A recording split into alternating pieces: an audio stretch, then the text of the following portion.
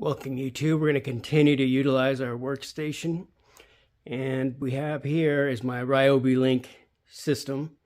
If you haven't seen that, go ahead and click on the link below. It'll take you to the Ryobi playlist.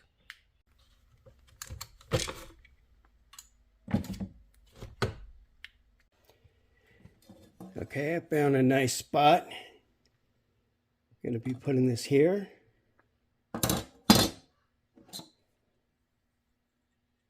And then our torpedo level right here.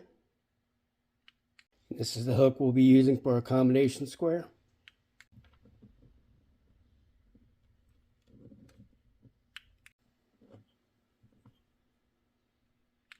Of course, you could always use a nail, but the neat thing about these hooks, it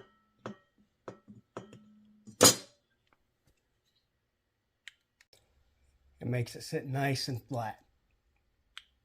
And for the torpedo level, I've stretched out this hook. And